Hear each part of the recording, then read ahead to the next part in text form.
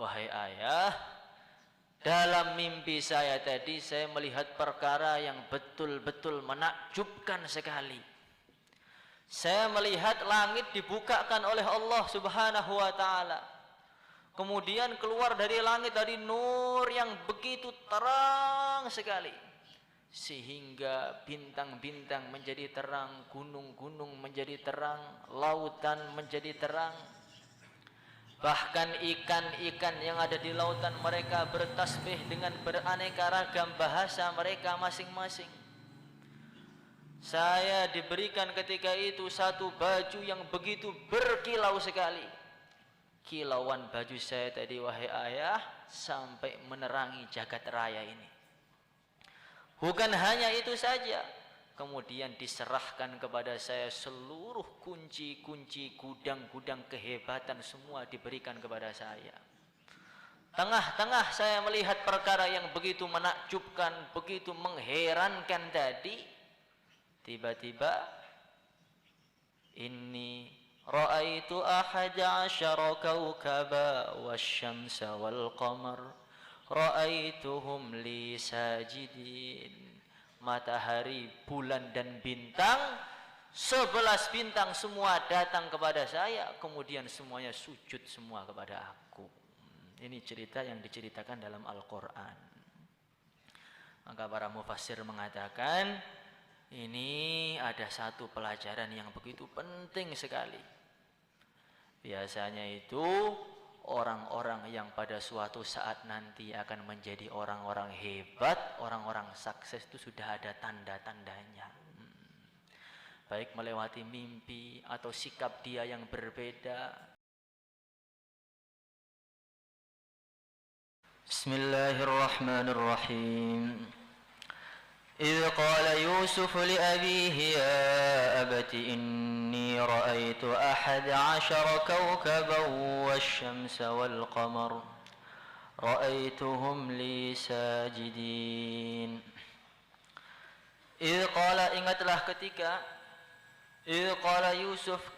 ketika Nabi Yusuf berkata li abihi kepada ayahnya Yakub, ya abati wahai ayahku, inni sesungguhnya aku aku melihat di dalam mimpi 11 kaukaba 11 bintang, wasyamsa dan matahari, wal qamara dan bulan, ra'aituhum aku melihatnya semua li sajidin sujud kepada aku.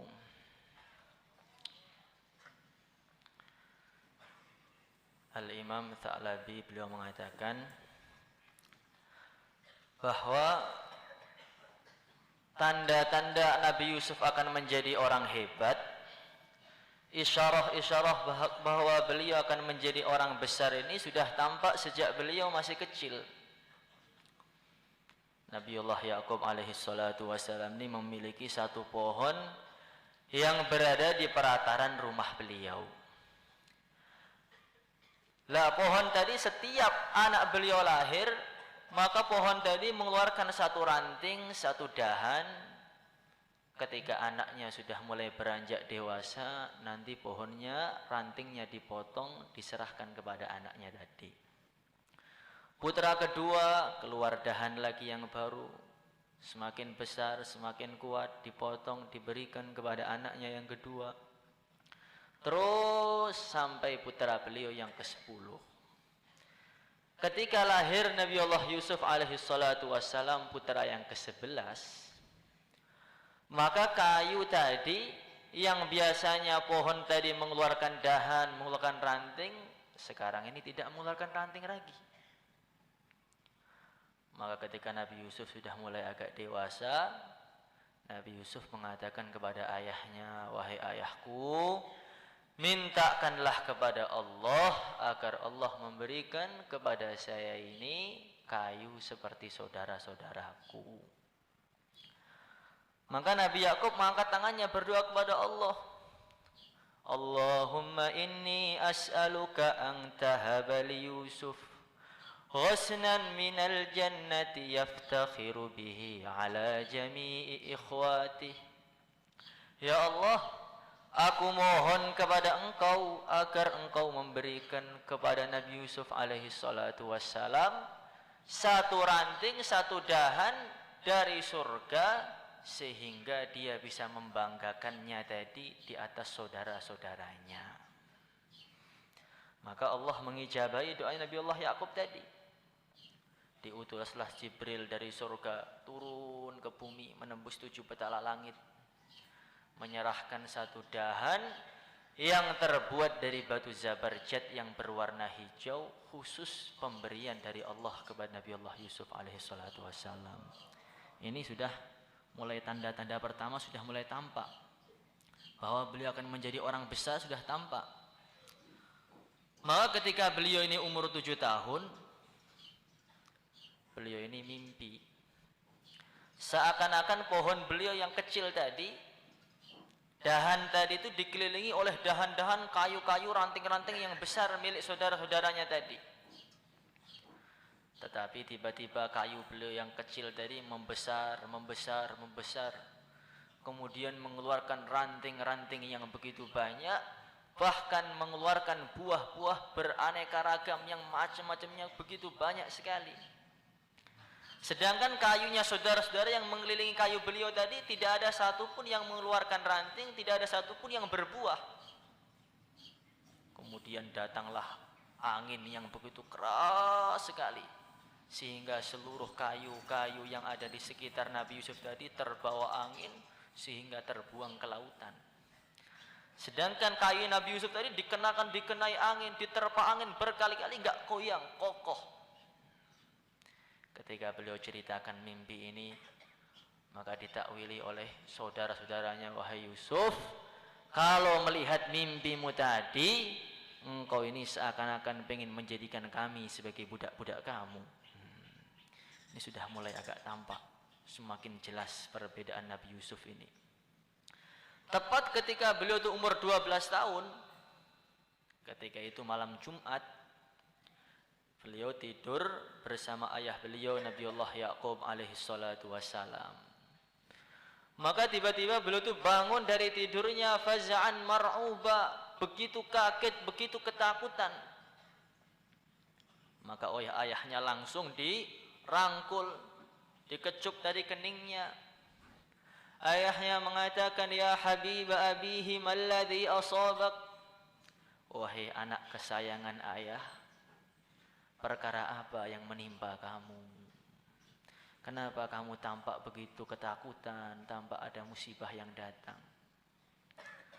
Wahai ayah, dalam mimpi saya tadi saya melihat perkara yang betul-betul menakjubkan sekali. Saya melihat langit dibukakan oleh Allah Subhanahu wa taala. Kemudian keluar dari langit dari nur yang begitu terang sekali, sehingga bintang-bintang menjadi terang, gunung-gunung menjadi terang, lautan menjadi terang. Bahkan ikan-ikan yang ada di lautan mereka bertasbih dengan beraneka ragam bahasa mereka masing-masing. Saya diberikan ketika itu satu baju yang begitu berkilau sekali. Kilauan baju saya tadi, wahai ayah, sampai menerangi jagat raya ini. Bukan hanya itu saja, kemudian diserahkan kepada saya seluruh kunci-kunci gudang-gudang kehebatan, semua diberikan kepada saya. Tengah-tengah saya melihat perkara yang begitu menakjubkan, begitu mengherankan tadi, tiba-tiba inni ra'aitu ahada asyara kawkaba wasyamsa wal qamar ra'aituhum li sajidin. Matahari, bulan dan bintang, 11 bintang semua datang kepada saya, kemudian semuanya sujud semua kepada aku. Ini cerita yang diceritakan dalam Al-Quran. Maka para mufassir mengatakan, ini ada satu pelajaran yang begitu penting sekali. Biasanya itu orang-orang yang pada suatu saat nanti akan menjadi orang-orang hebat, orang-orang sukses itu sudah ada tanda-tandanya. Baik melewati mimpi atau sikap dia yang berbeda, temannya bermain, dia enggak bermain. temannya ngaji, main-main tangan, dia tawajuh betul. Oh, ini mau menjadi pimpinan umat Islam ini. Yang kedua kali, jadi Nabi Yusuf itu nabi akhlak, nabi yang paling berakhlak. Nanti dalam surat ini sampai akhir menceritakan bagaimana sikap-sikap beliau menghadapi seluruh orang yang ada di sekitarnya tadi. Sopan yang santun yang benar kepada ayah, akhlak yang benar kepada saudara, sikap yang benar kepada pimpinan, cara yang benar menghadapi majikannya, menghadapi teman. Akan dijelaskan oleh beliau dalam surat Yusuf ini bagaimana contoh-contoh akhlak dari Beliau memulainya dengan menunjukkan bagaimana adab kepada orang tua. Idz qala Yusufu li abihi ya abati. Para mufassir mengatakan kata-kata ya abati itu awal pelajaran surat Yusuf. Menunjukkan bagaimana akhlak yang benar kepada orang tua. Jangan kamu panggil dia dengan namanya, tapi panggil dia dengan julukan kehormatan. Wahai ayahku. Jadi ayah itu ada dua, orang tua itu ada dua.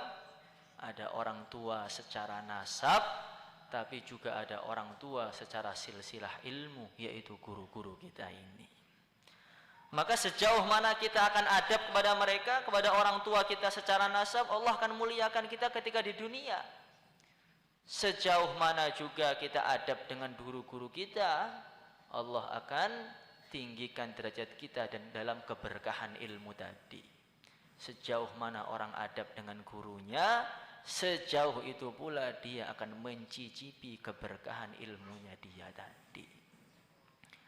Maka dulu dalam Lawaqihul Anwar karangan Syekh Abdul Asy'arani, beliau menceritakan Imam Taqiyuddin As-Subki. Taqiyuddin As-Subki itu al-alamah, al-muhaqqiq, al-mudaqqiq, bahrul ilm. Orang yang begitu alim, begitu hebat, qadil qudud, pimpinannya para qadhi ketika itu yang mana semua orang hampir muridnya semua. Jadi bagaimana sikap beliau tadi kepada gurunya ini? Beliau ini mendatangi Syam, mendatangi tempat tinggalnya Imam Nawawi. Yang ketika itu Imam Nawawi sudah wafat dan beliau itu nggak pernah jumpa. Beliau berangkat ke Syam menggunakan kuda menuju tempat tinggalnya Imam Nawawi tadi. Tengah-tengah beliau naik kuda, tiba-tiba ada petani itu berbicara. Sa'altul faqihan Nawawi an mas'alati kada wa kada. Dulu saya ini pernah jumpa dengan Imam Nawawi, saya tanya beliau masalah fikih ini. Ketika Imam Subki mendengar kata-kata tadi, maka Imam Subki itu langsung turun dari kudanya. Beliau mengatakan, wallahi la arkabu wa ainun ra'at Yahya an-Nawami tamshi. Demi Allah, sekali-kali saya tidak akan naik kuda, sedangkan mata-mata orang yang pernah memandang Imam Nawawi jalan kaki. Ini bukan Imam Nawawinya, petani. Beliau itu menghormati petani yang matanya pernah digunakan untuk memandang Imam Nawawi. Enggak berani naik kuda, dituntun kudanya tadi. Bahkan beliau mempersilahkan petani tadi untuk naik kuda beliau. Ini ulama qadil qudud muhaqqiq terbesar menghormati seorang petani yang matanya pernah memandang Imam Nawawi. Kemudian Imam Subki tadi datang ke Darul Hadis, tempat Imam Nawawi, tempat tinggal. Sudah wafat beliau. Maka beliau putar di pintu-pintunya sholat. Kemudian beliau melantunkan satu syair. Wa fi daril hadisi latifu ma'nan usalli fi jawanibiha wa awi la'alli an amassa bi khurri wajhi makanan massahu qadamun Nawawi. Beliau sholat, beliau mengatakan Darul Hadis ini memiliki satu makna, satu rahasia yang begitu lembut sekali. saya singgah di sini, saya sholat di sini. Saya berharap wajahku ini bisa menyentuh lantai-lantai yang dulu pernah diinjak-injak oleh kakinya Imam Nawawi. Jadi wajahnya Imam Subki yang begitu mulia jadi ditempelkan di tanah, berharap ini lantai dulu pernah diinjak Imam Nawawi, dengan saya tempelkan di lantai ini, saya mendapatkan keberkahan ilmu dari beliau tadi. Sekarang kaulnya Imam Nawawi dinukil di mana-mana, ditulis di kitab Fathul Qorib, Fathul Mu'in, Manhaj, Minhaj. Sekarang bagaimana sikap kita dengan kaul-kaulnya Imam Nawawi tadi? Kita letakkan kitab-kitab beliau, bahkan sabda Nabi, bahkan Al-Quran diletakkan di jendela-jendela. Bukan hanya itu, kalau bawa kitab itu seperti bawa tempe saja, nggak ada rasa penghormatan. Masya Allah. Bukan hanya itu saja, ketika ngaji itu loh kitabnya diileri. Bagaimana akan mendapatkan keberkahan dari kitab ini? Sejauh mana kita menghargai agama, adab kita kepada agama tadi, sejauh itu pula akan melejit derajat kita di sisi Allah Subhanahu wa taala. Maka Syekh Abdul Hasan Asy-Syadzili yang ngarang Hizib Bahar, Hizib Nasr, walinya wali, mbahnya wali itu, ketika beliau itu mulai ngajar fikih, tiba-tiba nggak berjumpa dengan Nabi lagi. Padahal beliau itu hari-hari berjumpa dengan Nabi, nggak ada henti-hentinya.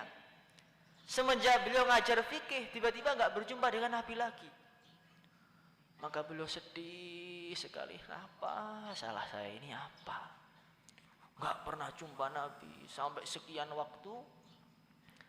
Kemudian beliau bertemu dengan Rasulullah Sallallahu Alaihi Wasallam. Beliau mengatakan, ya Rasulullah Sallallahu Alaihi Wasallam, apa salah saya Rasulullah? Kenapa engkau enggak sudi lagi berjumpa dengan saya semenjak saya belajar fikih ini apa? Semenjak saya ngajar fikih itu apa? Nabi mengatakan, saya enggak sudi berjumpa dengan kamu ini gara-gara ketika kamu ngajar fikih, kamu mengatakan qala Syafi'i, qala al-Malik, kamu sebut namanya, tidak sebut Asy-Syaikh, Asy-Syafi'i, Al-Alim, Al-Alamah. Karena itu saya enggak sudi berjumpa dengan kamu. Jadi dengan seorang wali menyebut namanya, orang-orang mulia itu kita tidak menyebutkan sebelumnya penghargaan untuk mereka, Nabi sudah tidak sudi berjumpa dengan beliau. Apalagi nama-namanya kita tinggal di bawah, letakkan di bawah, dibuat tidur. Bagaimana akan berjumpa dengan Rasulullah Sallallahu Alaihi Wasallam? Maka mulai saat ini kita tingkatkan adab kita lagi. Maulaya salli wa sallim